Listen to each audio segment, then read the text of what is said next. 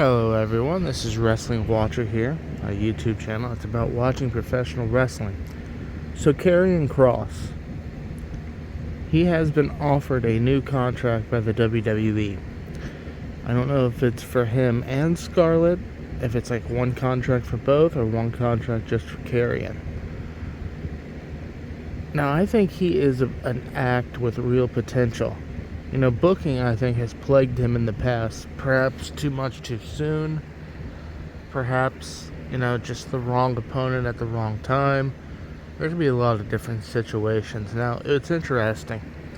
Paul Heyman was on the Ariel Helwani show, and he said that, and he made this sort of analogy, comparison. He says that the people getting behind Karrion Kross at this point is the same thing, or the same sort of idea of people getting behind Stone Cold Steve Austin back in the day. He compared the two. Now, I saw that on X, and the responses were kind of stagnant or brutal, and they did not agree with that. They thought it was perhaps a bridge too far. Now, I will say I think Karrion Kross has a lot of potential. Unfortunately, he's lost to Sami Zayn in this feud a couple times now. And I think that, look, I get it. You got to give Sami Zayn wins. If you think that he's a world title holder eventually, if you're going to put a world title on Sami Zayn, you have to give him wins, and you have to try and make sure that he is perceived as a world champion. You do that by big wins, and you do that by making someone just look strong. And unfortunately, it's been at the expense of Karrion Kross, someone who a lot of people think deserves a bigger push. I think him and Scarlett are a great act. I've loved their entrance. I love their chemistry together. I think that I've liked I like that group they had with, I believe it was the AOP, the Acolytes of Pain, and I thought that was a good group. But it makes you wonder if something's missing, if something is just not there. He has the size. He has the look.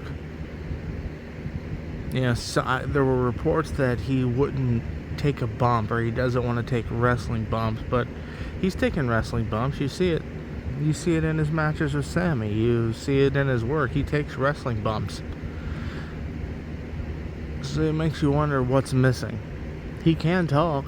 He does have the ability to speak. He can cut a promo. It may not be the most top-notch promo, which maybe that might be the issue, but I think there's more to him than what's necessarily being portrayed. I think they can get more out of him. I'm not sure how you get there. Like in the old days, 15, 20... even years ago, even before that, you take a guy like Karrion Kross and Scarlett, his wonderful wife, and you just start giving him wins. You give him wins, and eventually the audience perceives him as a major threat. Nowadays, with the way the business has been sort of, the curtain's been rolled back, it makes you wonder, how much of that is still viable. Because you can't just take a great performer, give him wins, and then just go, look, he's over. It doesn't work like that anymore. It takes a total package. It really takes sparks. It takes sparks of something. And we don't know if Karrion Kross necessarily has that. It's weird. I think he has all the ingredients to be a great performer. As a wrestling fan, a long-time wrestling fan, it's like you see a guy like Karrion Kross, or even like an Austin Theory, and it's like they have all the ingredients to make a great cake. It's like everything's there. The ability to work, the look, the size, the speaking ability, the in-ring psychology. It's like every ingredient is there to make the cake. But the cake just doesn't get made. And that is such a weird phenomenon, because it used to not be like that. You know, look at the Ultimate Warrior, for example, back in the late 80s. I'd make an argument that, you know, a guy like Karrion Kross or an Austin Theory, or you can go down the line, even an LA Knight, you know, guys with all the ingredients in the world to make a great cake. And I'm going to use that analogy, that metaphor, I should say. It's a metaphor.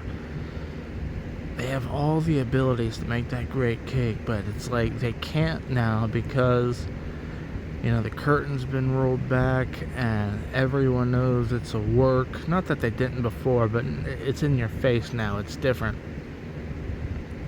Back in the late 80s, a guy like the Ultimate Warrior, he gets an awesome entrance with those guitar chords, comes out, gives you like a 30-second match, and it's over. He's built like a Greek god. He doesn't have nearly the ingredients that the other guys of today do, but yet he got over, at least for a short time, as this world champion. Now, what do? They just gave him wins. They gave him big quality wins. You know, over guys like Andre the Giant and Rick Rude and Honky Tonk Man. Not great matches. Not great matches at all. Less than a minute. In, out. You know, the entrance music comes on. He runs down. He's in. He's out. It's over. Not nearly the ingredients of, you know, a performer of today. But he got over because it was the late 80s and early 90s. And what do? You give guys wins. And that's... I don't want to say it's all it took, but that was a big deal. It's not the same thing now. Maybe that's a good thing why now we have multiple companies like at AEW, like at Impact, or TNA now that it's called. You know, it's just weird. It's weird to see performers with all the ingredients, but whether it's the company or whether it's the performer themselves, the item, the product, the cake, as it were, just doesn't get made. That is such a phenomenon now. But that's going to be all for this one, guys. Thank you.